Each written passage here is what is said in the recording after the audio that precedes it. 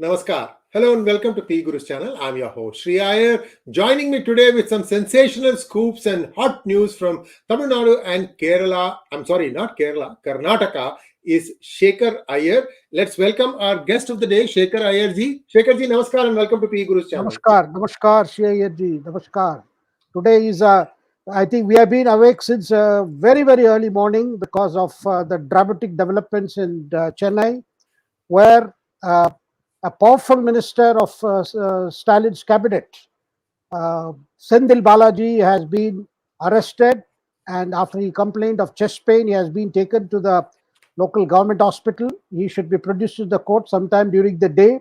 So everybody is asking whether they will keep him in Chennai and investigate, or he'll be shifted out of Tamil Nadu, because the ED and the investigate teams are under tremendous pressure, and DMK is lobbying its ministers, getting its cadres to come on streets to show that the real democracy is in danger. And very, very sadly, I can see people like Mallikarjun Kharge, Kejriwal, sir, person who was thrown up by the anti-corruption movement, speaking for Senthil Balaji, of all people. Then you have Kharge, you have Sharad Pawar, all these people who have been, whose close aides have been under investigation for money laundering and for other cases of corruption, today are seeing India's democracy is in very, very grave danger, more in danger than the cyclone which is headed for Gujarat coast.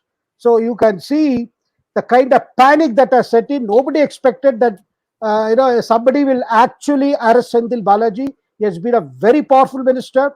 He was a minister during Jayalalitha's government, and in 2015 she dropped him because the complaints and cases against him were so many. Even she felt compelled, because her capacity to withstand these kinds of complaints is humongous, rather was humongous, but she had to drop it. Then you can imagine, and promptly he did some party hopping and landed in DMK, and in DMK he has risen to the top, being one of the greatest fund manager of the first family and for the DMK. So this is the personality of Senthil Balaji, who is feared, I must say, in the DMK circles, even in opposition circle, because of his clout, because of his ability to mobilize muscle power as well as financial resources as and when required. Such a person today, early this morning, finds himself in the dock. And sir, yesterday was also equally dramatic. For our viewers, the chief minister was in Kotai, that is the Tamil Nadu secretariat, till about afternoon. And only after Stalin left the secretariat, that is Fort St. George, the ED people moved in. They, accompanied by paramilitary forces, that is the central paramilitary forces, they went into the secretariat building, reached the minister's chamber where he was sitting, and further raid was done. And some people are calling it, this is the first time a raid has been conducted on a state minister in the secretariat, and Stalin has been issuing statement after statement saying this is a violation of federalism, this is a violation of, if anything was wrong with the minister, he should have been told. And I mean, as if Stalin would have acted on Senthil Balaji. Now, all this is, and the trouble for Senthil Balaji, sir, started with the Supreme Court, ordering on May 15th, rather May 16th, overturning a Madras High Court order, asking for a crime branch to, some more or less deal with the case rather than ED to continue investigation. But after the green signal from Supreme Court, things have reached this point, and indeed it looks like the wheels of justice to many victims of Senthil Balaji appear to be turning. Thank you, Shekhar ji. And to kind of set the tempo for today's program, I'm going to play a short clip on who else might be in trouble. So just watch this one.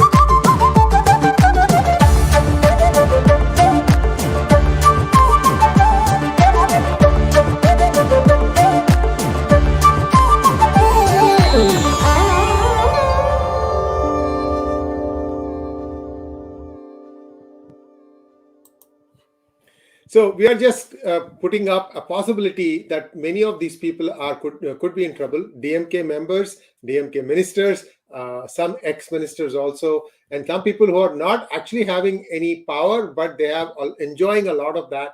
So we don't know who else is going to be in the dragnet. Certainly, when Annamalai came out with his first list of corrupt ministers, guess who he left out? Senthil Balaji. And people are saying, how come you are not having Senthil Balaji in this list? There was a hint there. This guy is going to get special treatment. So I'm sure Senthil Balaji, the smart guy that he is, he knew that he is probably going to be the first one out. So you saw when the IT came that this guy tried, in fact, he broke the arm of one of the IT officers. This guy is in deep dodo. That's all I can say. Dodo is a 4-letter word. My 4-letter word is, it starts with the letter S and ends with the letter T as in Tom. So you guys can fill in the blanks. Shekharji, how much of this arrest is connected to the fact, we talked about this, about, Amit Shah lights going off from the VIP lounge to the main street. Is there any tit for tat here? Do you see that?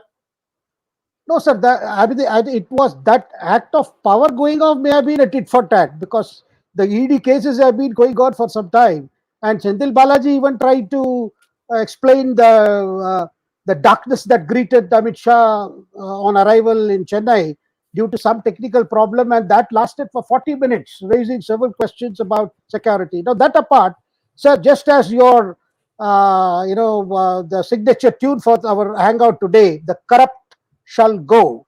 I think people cannot believe that it's happening to Senthil Balaji, because the cynicism that has been, the hallmark of voters of Tamil Nadu has been that you can't touch these people. They are so powerful, whether it is sand mafia, transport mafia, liquor mafia, and these are so powerful. Whichever party comes, somehow they get into the government, and nobody dares speak against them. They can intimidate witnesses. And we have seen, as you mentioned, they intimidated even the investigating officers, the income tax officers. So therefore, it is just people are rubbing their eyes, since morning as to what is actually happening.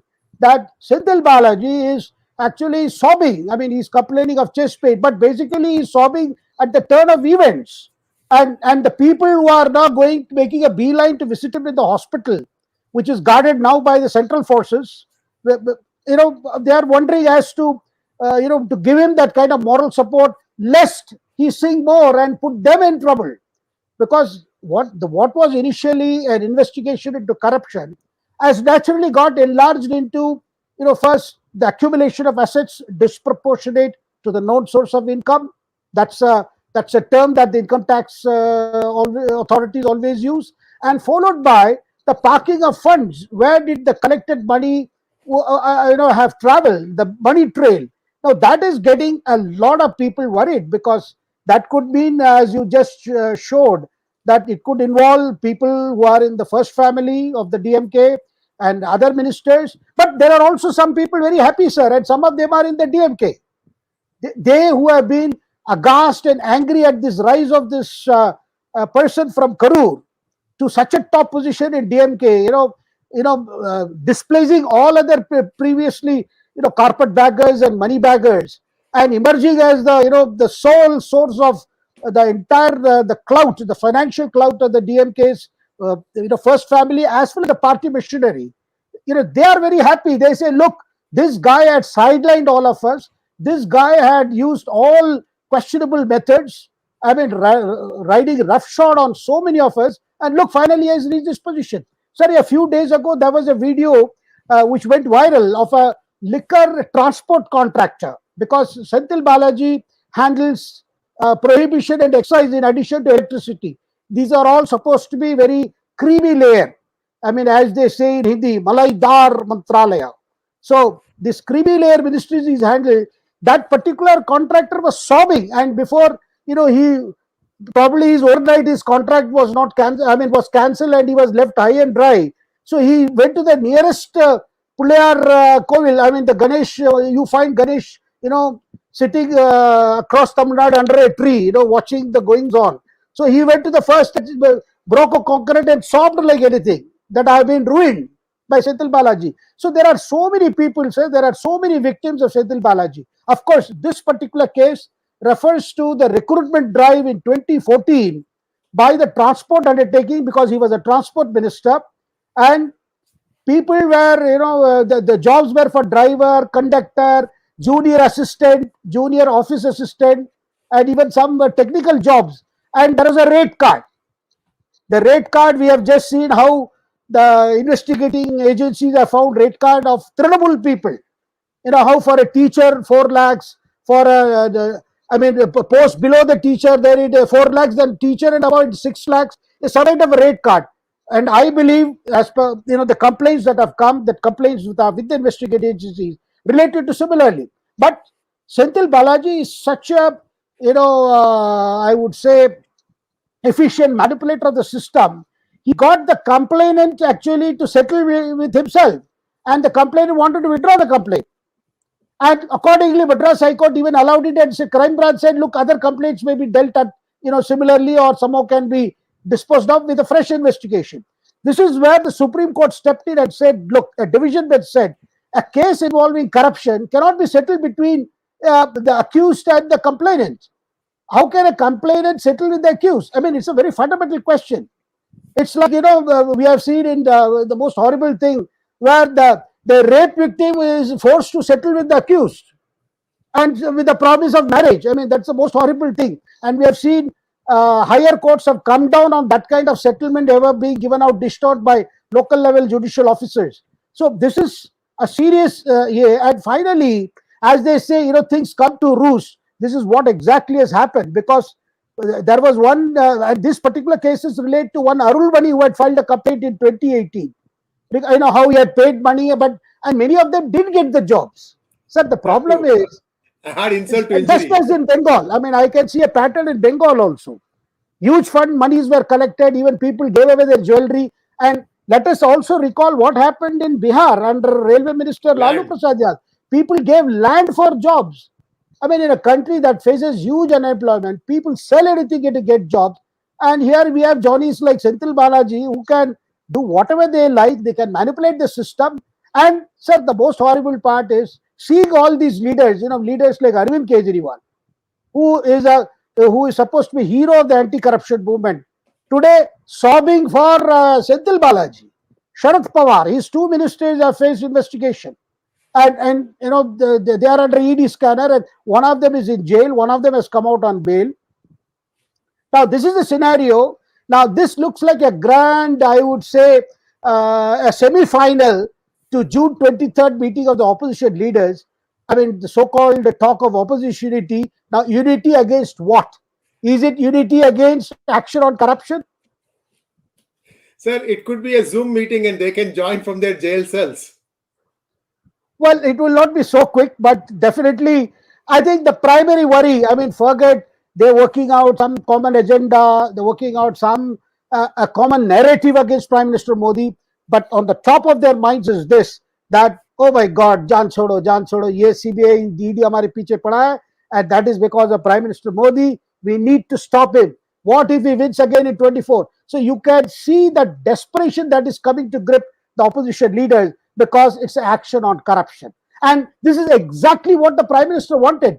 By getting all of them to come on board a common plank, I think what the Prime Minister would like to do politically in the run-up to the next Lok Sabha elections is, united or divided, you would be forced to sit down, because this is your history, this is your baggage. I can see how the political narrative will play out.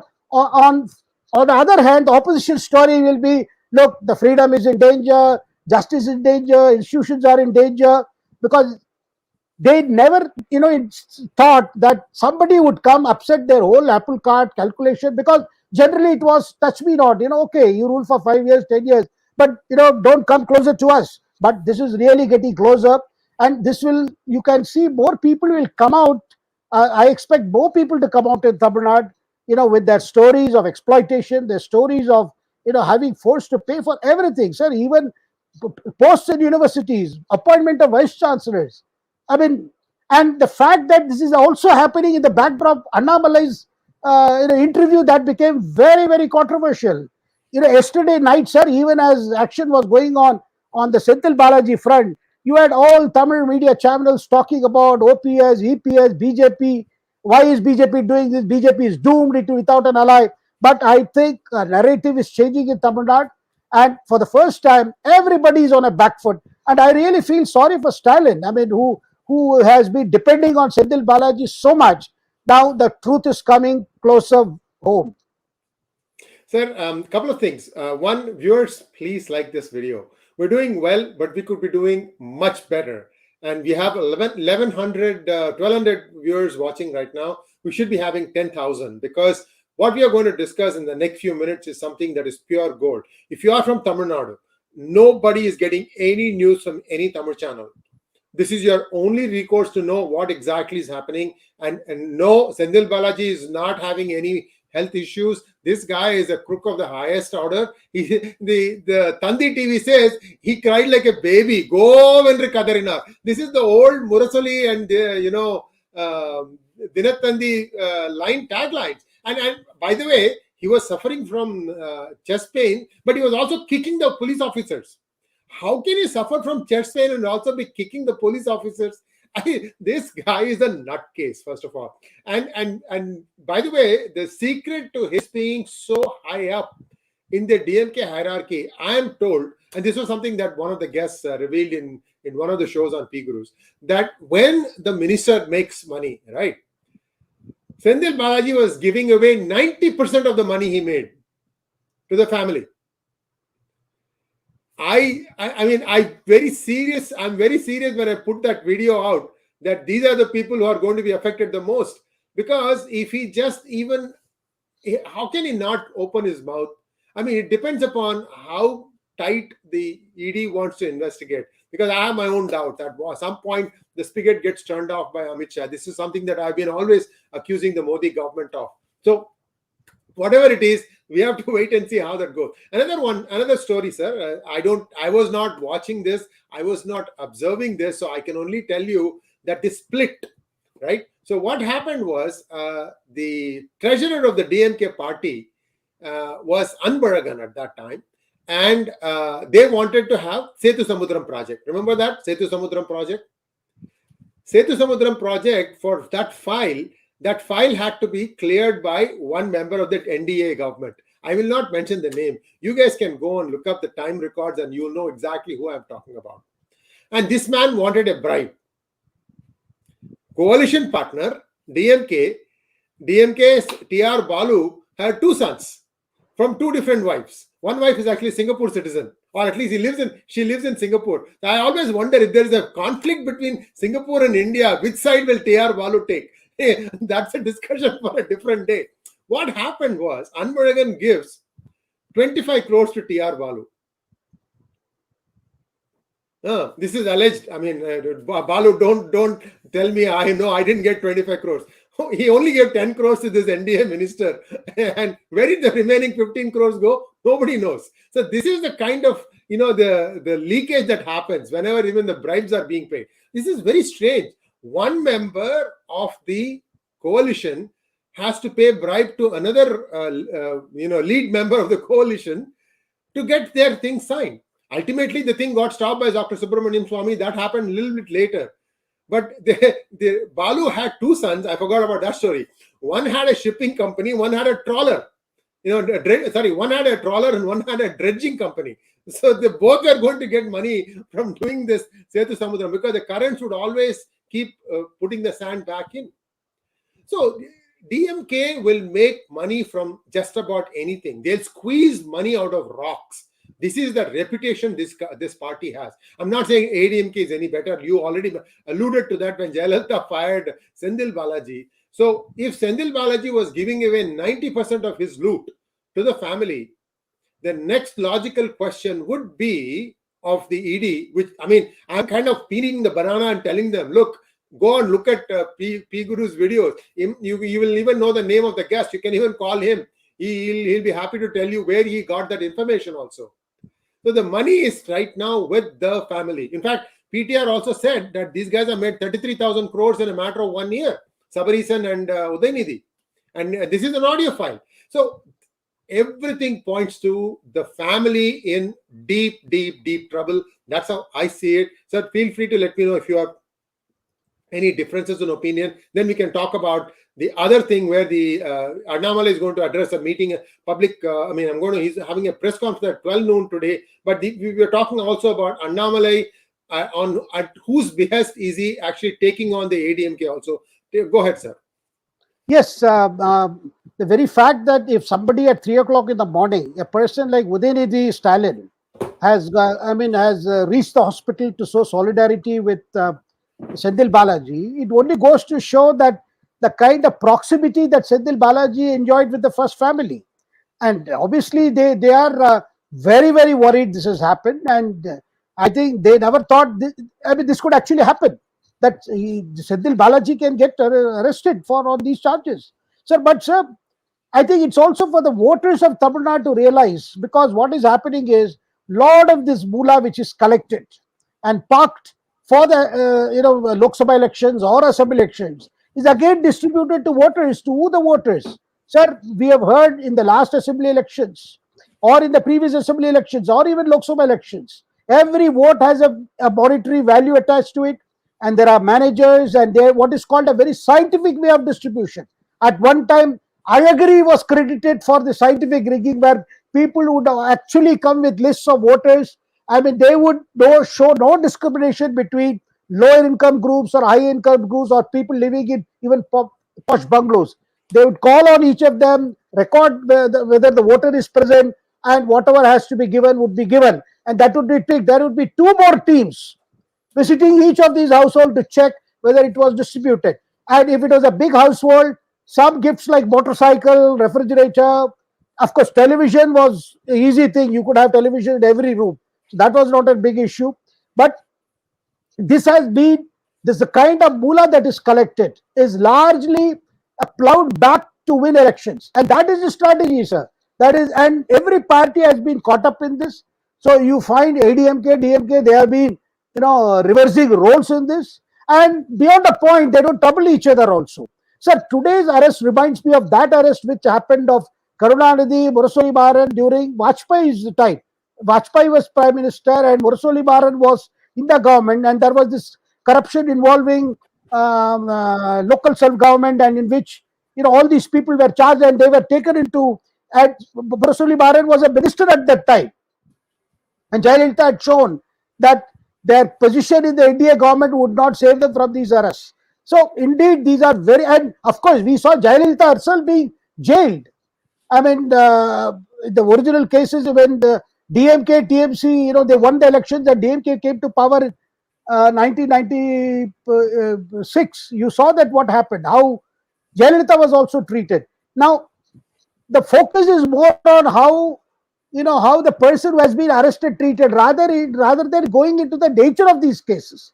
And the very fact that our judiciary takes a long time to settle these cases, and then witnesses are intimidated into withdrawing or turning hostile. So this is a very new situation, and with modern technology, today the investigations are able to actually trail where the money is collected, where it is parked, who are the frontal people. So one can see that sense of anxiety that is coming. But can this become an issue for the Lok Sabha elections of 2024? Can this be a rallying point, and whether can it invoke sympathy? Will people of India or people of Tamil Nadu or people of any state, are they going to feel sympathy because some ministers, ex-ministers, politicians are caught in this? Are they going to feel sympathy? I mean, if they are going to feel sympathy driven by caste affiliation or some other affiliation, that would be very unfortunate. But that is the kind of agenda it appears now the Congress, and of all people, they have chosen Nitish Kumar, the great Sushashan Babu, to do this, do the honors on June 23rd, when all these parties will come together and all of them will be talking about the central agencies, political vendor, they are after us. But I think people of India would do better to remember that, okay, there may be instances of corruption involving present ruling elite, but then at least let there be a beginning where nobody spares anyone and there is no touch me not policy. Okay, if they are acting, maybe the next government will act against those who are there. Because, sir, the fight against corruption in India has been has needed more energy, and it needed more drive and more focus. That is what has not been happening. That is why there is a cynicism among people. Oh, Senthil Balaji will get away. Oh, so and so will get away. Nobody can touch Lalu. Nobody can touch Pawar. Pawar, the great Pawar, he is a hero of Maharashtra. Nobody can do anything. No, all these things, sir, needs, because if you really want good governance, you want accountability, you have to tackle it. And people think that can only happen if Modi and Amit Shah are, pulled down from power. I don't think that's how the people are going to perceive this. Well, these days you can always do survey of, conduct surveys and find out what the mood of the people is to understand whether they are appreciating this or not. But we will be appreciating you, the viewer, much more if you can like this video. We have about 1,650 people watching this program right now. I have only 500 likes. Surely you like this program, don't you? Can you please like this video? Because I'm trying to figure out that one thing that we are probably not doing, which will take us to the next level in terms of acquiring more subscribers. And your simple gesture of liking this video, of appreciating the effort that went into, like, for example, putting together 1 minute song where we had to go and bring, frames and video and all that stuff. We are doing a lot of stuff for you so that you have a good experience full of facts and figures. So please like this video. Shekharji, Modi is playing hardball. Expand on that, sir. Well, you see, you saw between 2014 and 2019, some of these cases were in the stage of preliminary inquiries or investigation, and in 2019, rather, he was made as if that he is a person guilty of corruption, and Rafale deal was made out as a big time corruption, and Rahul Gandhi went to town with this campaign that Chaukidar Chore hai. And you saw the things that happened. But from 2019 onwards, these cases have moved forward and they have fructified to a present stage. And just before the Lok Sabha elections next year, we are seeing some of these cases are reaching, because the investigation against DMK has been brewing for some time, 2018, and this case itself pertains to 2014. So you can see how things have been taking a time. And in fact, some of the supporters of Modi have been saying, why you have not hit harder? Why you have been rather dilly-dallying on this? This is the complaint against Modi. Sir, there is one more thing. This has got to do, I'm looking at another scenario where when Amit Shah said that two Tamils, or why not Tamils? One of the Tamils become Prime Minister, or a person elected from Tamil Nadu become Prime Minister. Now, only 2-3 days ago, Stalin was mocking that.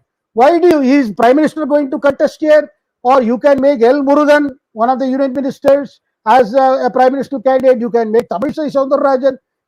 DMK was virtually mocking, daring BJP even to, ask even Modi to contest from Tamil Nadu. Sir, now look, with a lot of input, the work put in by the Prime Minister to show that he really loves the people of Tamil Nadu, he loves Tamil language, respects them.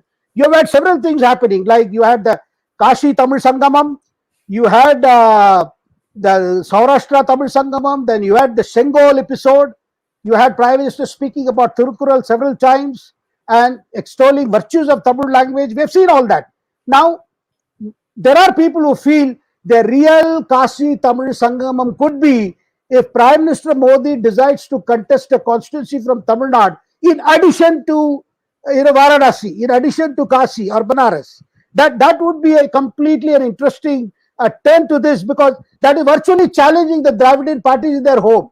And people are already talking of the constituency. Sir, in January 23, if you recall, when the first time Annamalai was asked this question, will Prime Minister contest from Tamil Nadu? He said he also hears this buzz. And that set off a lot of speculation saying which could be the constituency. And people cited the constituency of Ramanathapuram, because where the IUML, who was part of the DMK-led alliance, he won the constituency, Lok Sabha constituency, with 40% vote. BJP came second with 32% vote, and there were others, other smaller parties. Now, in 2014, interestingly, most of us have forgotten, Tamil Nadu had a third alliance or a third front led by BJP for making Modi Prime Minister, and they managed to secure 90% votes. It included parties like Vaiko's MDMK, and also it had but this PMK, the party, PMK, no, it had PMK, it also had DMDK. That is the party of DMDK, right. Captain Vijay. Of course, Yeah. that alliance ended soon after the elections. But the point that we are looking at is, what if Modi really decides to challenge them? In 24, I mean, challenge them in Tamil Nadu. In 2014, he contested from Varanasi as well as Baroda. He gave up Baroda and retained Banaras. Now, similarly, a situation come, Prime Minister is known to throw surprises. Of course, people are also talking of, would Prime Minister choose Telangana, depending on how the assembly election. Would he contest from Mehboob? And there is also one more constituency people mentioned, Malkagiri, I think. I mean, whether Malkajgiri is the most literate constituency in the whole of India. The average education is a degree holder. So whether he would choose that place, but this fear is coming in, seeping in, whether the Prime Minister may do something. Of course, Amit Shah's appeal to the BJP cadres in that closed door meeting was basically saying, why not, average BJP karyakarta or a worker from Tamil Nadu aspiring to become Prime Minister, someday. And also the setting the goal of 25 Lok Sabha seats. And Prime Minister is known to, as they say, fight the lion in its den. And that kind of approach, he can throw many surprises. Or this is also a buzz now. Of course, DMK would lose, would put everything at stake to prevent that kind of scenario. So we are for very interesting time. We are going to see a lot more game. And at this Annamalai's interview to Times of India particularly, where he spoke about the corruption of the period that was under Jayalalitha or ADMK, which has set several cats among the ADMK pigeons, because they are also worried whether ED will reopen some of the old cases or pursue some of the pending cases. So you have had attacks on Annamalai, even warning that the deal between ADMK and BJP is gone for a toss, nothing can happen. And people are saying as if Annamalai is speaking on his own. But I do not think so, sir. He is under instruction from the Prime Minister and from Home Minister, I think, and what he said is similar to what Congress adopted in Pachmadi resolution. Sir, Congress in 1998, they went to a resort place called Panchamadi in Madhya Pradesh and adopted a resolution saying, for the sake of preventing BJP from coming to power, we may have to adjust with coalition. We may have to enter in alliance. But ultimately, we have to be on our own. This was one of the thrust of Panchamadi resolution. So similarly, what Annamalai says is the basic philosophy of every political party. Alliances are needed for temporary adjustments or for temporary situation. But ultimately, every party wants to grow. Now, all this narrative is coming at a time, the kind of developments that's happening in Tamil Nadu. Shekhar. Thank you so much. And viewers, thanks for the response, but I'd like more of you to like the video. We are at 840 likes and we are at 1840 or so viewership. So still 1:1. I mean, it's still 1:2. So I'd like you to like this video. And sir, Karnataka, the ATM card gate, the Mahilas are now, I think they are traveling free in the buses. That I thought I saw that thing. But there are other things like, promises of 200 units and things like that. Got the latest on in situation in Karnataka. And I also want you to touch upon Himachal Pradesh. The government people have not been paid their salaries. May salaries has not come. Today is the 12th of June, 12th or 13th. I don't even remember my time. So the government employees haven't got their salary. First, Karnataka, sir. Yes, sir. Karnataka, you mentioned women have started traveling in the buses. But you must see how they are traveling the buses. There are huge crowds. Those who have got in are not able to come out when their stop comes. I mean, so as if people have never traveled in the bus before. That kind of crowd is there in those rickety buses, and people are having a tough time getting in and getting out of those buses. That's one part of the story. Another part is confusion reigns as to the electricity bill because the tariff has been revised. And also, you are already seeing some of the Congress leaders also criticizing, look, we should put riders. If we have promised this, we have to deliver. And much more, sir, what is more important question is being asked, who is the super chief minister of Karnataka?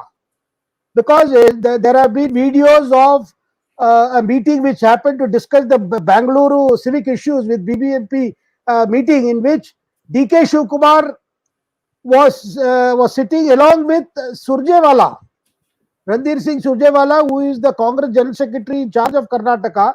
He was sitting in the meeting as if he is conducting the meeting. So, question that is being asked is Surjewala the super chief minister? Is he above Siddaramaiah and DK Shivkumar, or DK Shivkumar has brought him to show that he has a lot of clout with the central high command, and this formula which nobody wants to talk about, that formula is very much live. Is this that kind of physical message? One does not know, but one can see that a honeymoon period, which everybody thought would last, longer than anybody expects because of the kind of promises that have been made, looks like the honeymoon is already in trouble because the finances have been severely hit.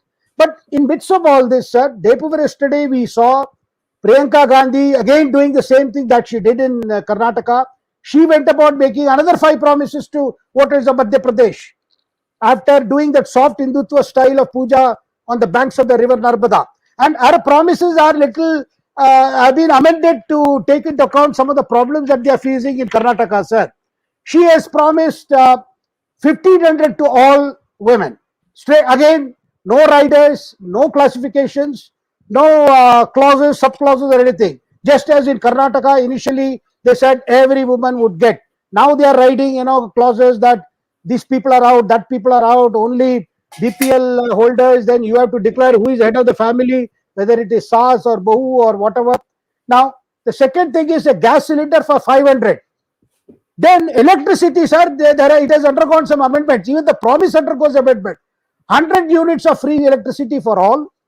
Then 200 units for half rate. Of course, in Karnataka, they are calculating average, 165 units, and then average, how you spend, how you consume electricity. I mean, all these calculations would end up leaving the consumer so confused, he would end up paying whatever bill comes to him rather than fight it out. Now, and of course, there is a big promise of waiving farm debts. Well, the promises galore continues. Yes, you are right about Himachal Pradesh. First time, their salaries, a May salary has not been paid. Today it is already June 30th. I mean, it's already half of this month has passed almost. And I mean, your employees are realizing, because there was immense pressure on Sukhvinder Sikhu to roll out some of the promises. Now, having allotted money for that, they are not able to find money. And all that what they can do is, they will again say, Modi didn't give money, Modi is spoiling us. Unless you let us get power in the center, we can't implement all this. So you are seeing state after state. Himachal was the first state where the formula worked. That's why they repeated it in Karnataka. But Priyanka is ready to take credit. She is rather playing more active role than she would have ever done before in Madhya Pradesh, because they see Madhya Pradesh is a low-hanging fruit. Shivraj Singh Chauhan has been around for 20 years. BJP has leadership issues in Madhya Pradesh. So, this is where. But Priyanka is finding it, look, I will show that after Karnataka, Madhya Pradesh is where I worked and won. But a lot of people are saying that Karnataka elections or Himachal Pradesh elections had nothing to do with the Gandhi First Family's campaign. So, viewers, one thing that you need to keep in mind is a very important data point that I have gathered, and I'm still doing more research. We'll get you more detailed insights into this. Several states in India are what I would call as bankrupt because their debt to GDP ratio exceeds 30%, 30. If your debt, that is the amount of money that you owe to the center, is more than 30% of your GDP, then you are deemed to be not able to pay that money. And therefore, you might not even be able to pay the interest on that. So therefore, what happens is you are essentially bankrupt. It's a different matter that center might carry you along. So there are 3 states that are already into this category: Punjab, I believe West Bengal, and I believe it's also Himachal Pradesh. And the 4th one that is about to enter, which is a surprise, it is Karnataka. Karnataka might be the 4th one where the debt to GDP ratio may exceed 30%, especially if they are going to fund these kinds of SOPs, like for example their 5-card guarantee. So Priyanka is being very irresponsible. I don't know how many fingers she can count, and I'm not casting any aspersions on our math abilities. All I'm saying is you can't just pollute something and then have somebody else scramble and try to fulfill it, it's not going to work. But the people need to be convinced that this is not going to work. See, why should I sit and explain that many states are bankrupt? Why isn't the BJP doing that? Shekharji, any explanation on that? Well, I think they just want to win elections. I mean, they feel that, once we win elections and we capture power at the center, we can manage. I mean, basically, we have to win elections. Sir, there is no long-term vision for any challenging issues before the nation. All that they see is, if you can pay money, through the government and the party during the election, through the party, then, your perpetuity, you are in power. The vision is so short-lived. They feel that welfarism is all that is needed to solve our problems, when some of these problems have been persisting despite a lot of welfarism we have seen in the previous years. We need investment, we need to create jobs, we need to shift also a lot of people from the unorganized sector, like agriculture, or make agriculture more capital intensive. But you don't see any thoughts being applied. And they keep on saying, look, this government failed to create jobs, this government failed to create. But what kind of jobs that can be created?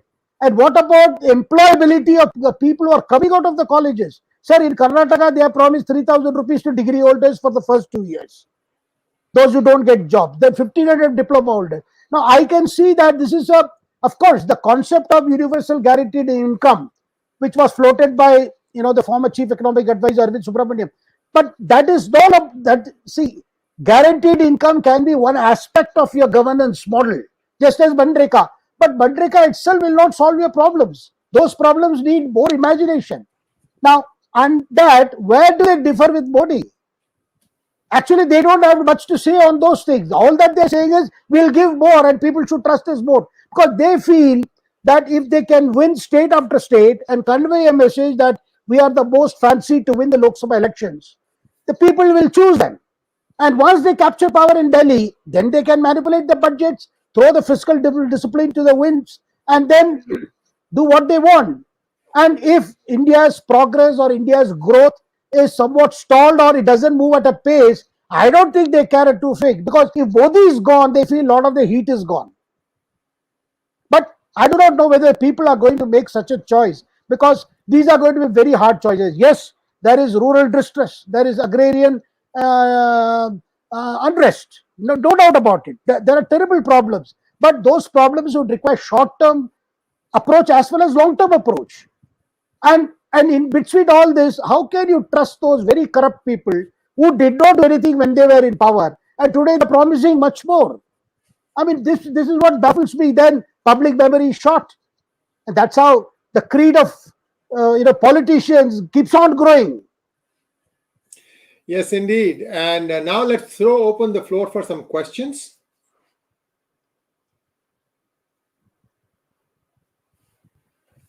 Rahul Rathod wants to know, though 2024 may not be cakewalk for BJP as they face anti-incumbency and rural distress, but opposition is not strong enough to challenge BJP. So there is high chances of BJP's return. Your view, sir? Well, I entirely agree with Rahulji, that even if all this unity moves and all that, it would require Congress to perform a miracle. Congress would have to get at least 150 plus seats for any new dispensation backed by the Congress or headed by the Congress to displace BJP from power. At this moment, I have examined state after state, and I have looked at a rough aggregation of all the votes that could come. I do not see where Congress can look at a figure of, say, 150 or 160. That doesn't seem possible. Yes, Congress even crossing 100 may be difficult, because look at big states, sir, like say Uttar Pradesh or Rajasthan or Madhya Pradesh. You see, Madhya Pradesh, okay, BJP may be looking not in a great shape because of the anti-incumbency last 4 terms. But that doesn't mean that Congress is in great shape. You are already seeing Congress resorting to some soft style Hindutva in Madhya Pradesh, because they realize that there is a lot of difficulty even for Congress. So the question is, yes, if the BJP figures were to come down, let's say from 300 plus what they have today to even 260 or even 270, they still would be forming the government and not this dispensation, because Congress has to win more, get more, apart from all these allies who are today with them. So in some states, Congress is in direct conflict with BJP. In some states, these regional parties are there. Now, after what is happening in Tamil Nadu, I do not see DMK, being very hopeful of, cornering a majority of those 40 seats from Tamil Nadu and Pondicherry. And we have to wait and see. But also remember, all these things tie in very nicely in the sense, if the main bagman is not there, then the party is going to find it difficult to find the money and distribute it at the right places at the right time. Right time meaning it should be the night before the election happens. If you do it before that, what happens is word spreads around. Who knows, the election commission could come to know of it. They could rescind the elections. And therefore, they'll do it very, very hush-hush the night before. Everything has to be done. You need somebody like Senthil Balaji who has all these network nodes and all that stuff so that he can get it to the right people at the right time and make sure that the right result arrives. He showed it by winning Coimbatore municipality, because that was not supposed to be a DMK stronghold, it was an ADMK stronghold. And so he showed to Stalin that he could win that. He threw money like water. Where did he get all that money? Nobody knows. But the point is that he could win election. The same thing goes for DK Shivkumar. In fact, I had done a monologue talking about how DK Shivkumar was in ED's crosshairs in 2018, 2019. He was taken into judicial custody in 2019 and then let off. I mean, 3 of his bagmen have turned approvers, Shekhar. It's 5 years now. God only knows where these people are. So what I'm saying is the BJP government, somewhere something happens, they don't completely take it to the logical end. I'm hoping by way of this video that you need to show that thing. You can take care of 5 or 6 people. Satyendra Jain, Aam Aadmi Party, is already in jail. This guy, DK Shivkumar, maybe Kamal Nath, I don't know who's the money bag man in Madhya Pradesh is, Gehlot. And like that, you will find in every state there is one guy who knows how to squeeze money out of rocks and get it to the high command.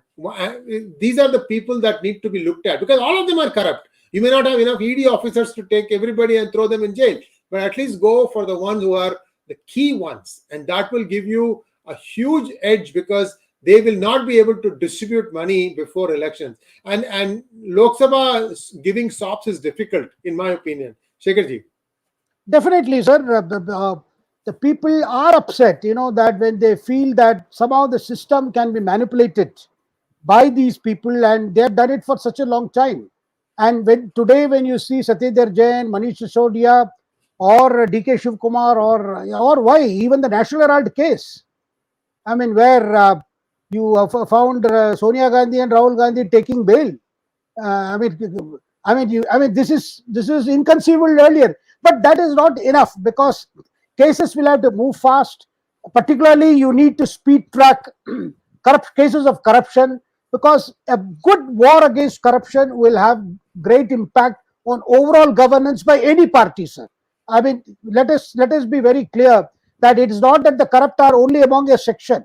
There is a lot of corruption because our elections have become expensive. Now, why do the elections have become expensive? For the simple reason, parties think that at the time of election, if you grease the palm of the voter, he or she would press the right button. Now, this is what is happening, and the methods of wooing the voters, the methods of luring the voters have become, I would say, more sophisticated. I mean, you mentioned about an ATM card. There could be several other methods. And given the fact that, India is still a poor country and people do not have enough disposable incomes, they are susceptible to such lure. So this is a very unfortunate part. But at least the Prime Minister wants to take full control of the agenda of war against corruption. I think that is to be welcome, because there was a lot of growing cynics and skeptics among a lot of us who felt that action is not being taken on many of these people who have had their good time for a long period. I think Senthil Balaji could be a turning point, but more needs to be done. And yes, there are black sheep everywhere, and it's important those black sheep are spotted out, and action is so that it appears, because constantly this opposition campaign that is a political vendetta, one side is affected, it is only we are being targeted, whether the other side is keeping everything ready for use in the election. I think that narrative needs to change, and and only one person can do it, that is the Prime Minister. Only the Prime Minister can rise above, these kind of pulls and pressures, like the way he is doing on freebies. Because I understand there is a tremendous pressure on the Prime Minister, on the party leadership. Let's also do something. Let's also, otherwise we are not going to face this freebie, storm. Well, he could always take back the 80 to the 80 crores people, 10 kilos rice, take it away for 2 months, and then put it back in 2 months before the elections. Then they say, hey, I've given you all these freebies. No, I don't think that will be sir, once you give something, you have to keep giving. Whether it's 3,000 to graduates, or whether it is Grahalakshmi scheme or free electricity, once given cannot be stopped. And that includes quota for reservation for jobs or anything, any community, anything. Once you give, you have to keep giving. Because if you stop, then definitely all hell will break loose. Literally. Well, one story I want to share with our viewers. Many of you may not know this. See, the Gujarat farmer never used to pay any electricity bill. He never paid electricity until Modi came along. So what used to happen was, after some time, the electricity board didn't have any money. So they couldn't maintain these things. So there was no power generation. The distribution was in shambles. Nothing was working. So these people entered new Chief Minister Narendra Modi, and they come there and ask him, look, we would like to irrigate, but we don't get any power. Our pump sets don't work. We don't get any power. Then he looked at the thing and said, look, you guys have been paying no electricity at all. If you want electricity, you have to pay for it. I will get you 24 hours electricity, but you have to pay for it. They said, yes, we will pay for it. From that point forward, maybe 3 months later or whatever, Gujarat has had 24/7 electricity uninterrupted, and they pay for it. So this lesson needs to be taught. BJP needs to learn from their own chief minister who did so much for Gujarat. And if I can remember, come on, BJP guys, you should remember these things. Sir, Yogi has been doing it in Uttar Pradesh, where the electricity in most areas is through what is called prepaid system. You have to pay in advance, and then as you consume electricity, your deposit gets reduced. So unless you renew in time or recharge your card, you could lose connection. So because otherwise it was difficult to handle. First, the installation of meters, settling all these illegal connections, removing illegal connections or legalizing connections. All this happened in the first tenure of Yogi. And similarly, in other states also, we have realized. But people should realize, sir, people get the government they deserve. People should realize there are no free lunches. Nothing comes without a cost. So I think, of course, India faces tremendous challenges in terms of large sections of our people still, fighting for the basic necessities. Well, they deserve help, but not all. Yes, indeed. Next one, please. Srinivas Jayaprakash, Namaste, sir. Will Sambhaji Raje have any impact on Maharashtra politics? Will he split the Maratha votes and affect the performance of the NCP, which is already in turmoil? Well, I think Sambhaji has been more or less actively supporting the BJP for some time, ever since those cases started and all that. But currently the scenario is, what we are seeing is there is some rumbling, in the ranks of Shiv Sena of Eknath Shinde and some BJP workers. There was a big controversy over an ad that came out that said Eknath Shinde is more popular than Devendra Patil. Of course, these are issues that can be settled by the leaders. These are not going to blow out of proportion. But NCP itself is facing a problem because, as you have mentioned, that it is in turmoil because of the generational change that Sharad Pawar has effected, sidelining his nephew Ajit Pawar. Well, we will get to see, because the assembly elections in Maharashtra are only after the Lok Sabha elections. Now, will this government, continue and allow the elections to take place after the Lok Sabha elections, or the Lok Sabha elections itself may be a turning point? We have to see. But there are indications as to show that every party is flexing their muscles, and this is an important coalition, and the Supreme Court judgment on the Shiv Sena case, and further it has left it to Speaker to decide on the disqualification case. There is no danger to the government, but there is an increasing worry as to whether this combination of 𝗒𝙧𝙤𝙪 and BJP led by Devendra Fadnavis, what kind of support they will get when the elections take place, whether it's Lok Sabha or even Brihan Mumbai civic elections. Next question, please. Bharani Chandar wants to know, if the alliance breaks in Tamil Nadu with ADMK, experts believe 39 out of 39 will go to DMK because their alliance is intact and it could lead to a vote split within the NDA. Your views?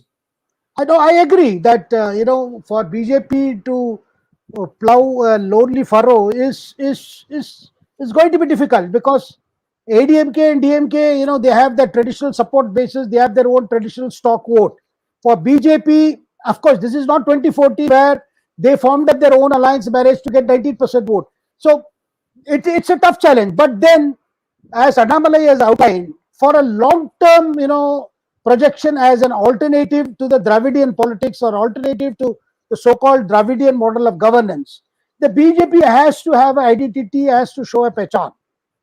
That is only possible if they are willing for some setbacks initially, so that ultimately people look at them, because with all these corruption charges, and it will be difficult indeed for BJP to have an alliance with ADMK, because already the chemistry is gone for a toss, and I do not see how the patch-up can happen further, because as on date, I think the alliance is as good as dead. But BJP, as Annamalai has outlined, he says, look, I have to travel far and I am willing to walk the path less traveled by the national parties. Congress is at the mercy of DMK today. They are true. So BJP would not like to get reduced to that stage.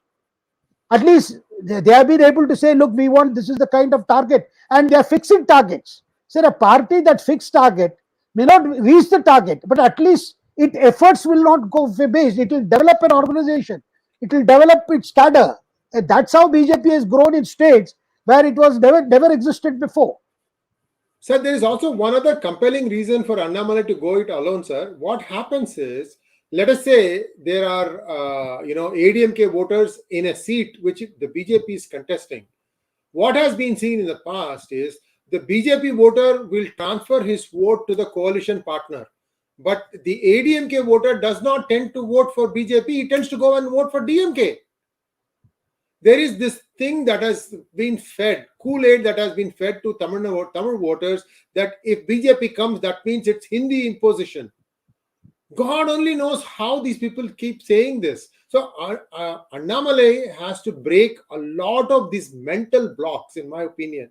So if the ADMK vote doesn't transfer to BJP, then it might be as well better for BJP to go on its own and just work at trying to change people's perception. The Tamil Nadu population is, I think, 60% is less than the age of 35 or something. Impressionable youth, ambitious, aspiring. So you can tell them you need to know all these things. Otherwise, these people are making a fool of you. And that is possible. In Annamalai, this is one of their own, like an elder brother. So that is something that Annamalai can work.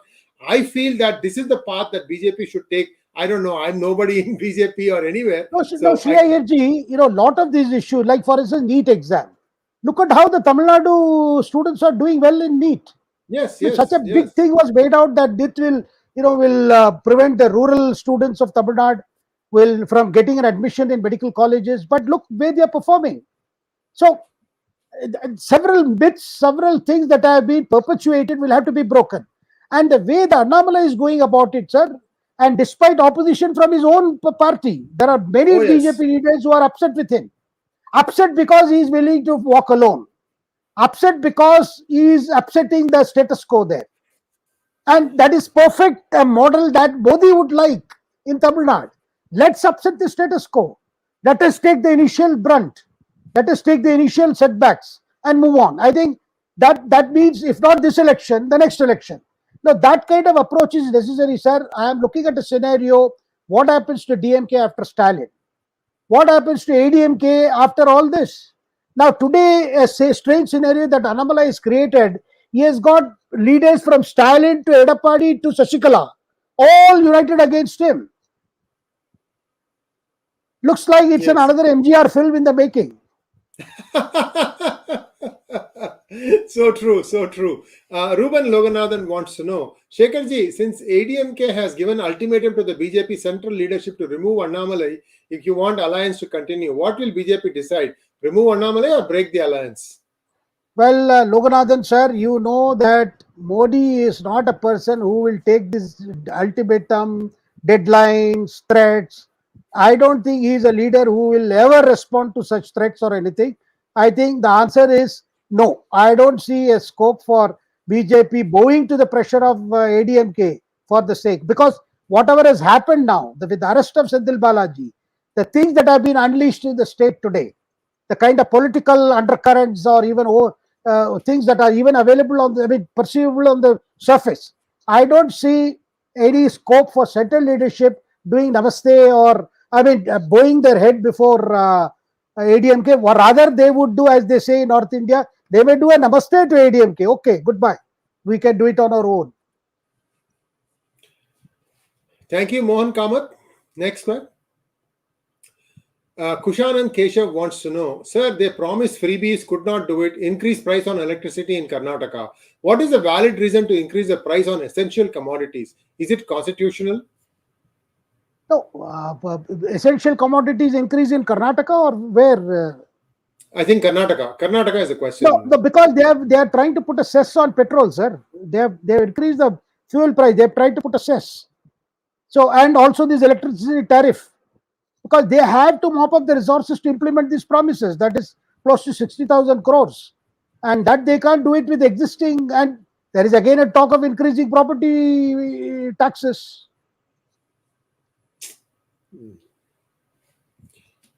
Thank you, Haridas. Varun wants to know, thank you, Varun. Senthil Balaji case has to be taken to the end ASAP. In Karnataka, BJP let off DK and suffering now. This should not happen in Tamil Nadu. WB also, all raids must lead to an end ASAP. Your thoughts? Absolutely, absolutely. I entirely agree with Varun sir that these cases need a completion. They have to be taken to a judicial end. Not just cases should linger on. Sir, many times what has happened is BJP leadership has been accused of using these cases to force parties to split or get one faction to there. Those things have not worked. They did not work in Bengal because you had a lot of leaders in Karnataka. And all of them left you. Yeah, all of them left you and went. I think BJP needs to do some introspection in this regard. And Bengal is a good example, sir. They got almost a good chunk from TMC and all those chunk went back. As if they were all Trojan horses, Yeah. So looks like somebody saying that Senthil Balaji has been hospitalized. I don't think so. I think the doctor usually examines and says that you are fine. You can go back and stand trial. I don't think this is all gimmicks. These guys do these things. Next one from Neta Mafia. Even if NCP, DMK, TMC, BRS win elections along with UPA, still they can switch sides and join NDA after election. BJP needs to support them. Then these jokers don't have any ideology anyway. Yeah, this is a possibility I would not rule out. But it all depends on what kind of numbers are thrown up after the Lok Sabha elections. Ideally, the BJP would want that they increase their numbers, rather they get more votes than what they got in 2019, just as they got more in 2019 than what they got in 2014. Of course, that's an ideal situation. There are terrible challenges facing BJP in the coming Lok Sabha elections. But at the same time, these parties can change sides. Nothing new about it. But then NCP, sir, the way Sharad Pawar has now realized, the way he has sidelined Ajit Pawar, is the kind of message that, he doesn't want to have any truck with BJP, at least at this juncture. Rather, he is more worried about the succession battle in his party and has hand over the Shengal to Supriya Sule. Yes, indeed. Next question, please. Okay, so that brings us to a close of today's session. Thank you so much for your response in doing likes. We ended up at, I think, 1.4 thousand or 1,400 likes. We had about 1,950 maximum viewers at a given time. So I would really, really appreciate it, guys, if you start liking the program right from the beginning. I was actually watching, I was no disrespect to you, Shekharji. I was just watching how the likes propagate themselves on the YouTube. So what happens is you don't see activity for a while, and then suddenly a bunch of likes start showing up. So it's like they are aggregating it and then they let it go. So something I'm trying to understand about the YouTube algorithm also. The easiest thing to do is, viewers, you know the quality of content that PGurus brings. You know the quality of content Shekharji brings. Just if you decide to join the program, please like it right away. Please help us get to the 1 million mark. We are just within touching distance of 300,000 subscribers. That will happen probably today with Ganesha willing. But we need to get to 1 million. So we have a long way to go. With your help, we can get there soon. Namaskar. Thank you very much, sir. Namaskar. Thank you, sir. Thank you very much.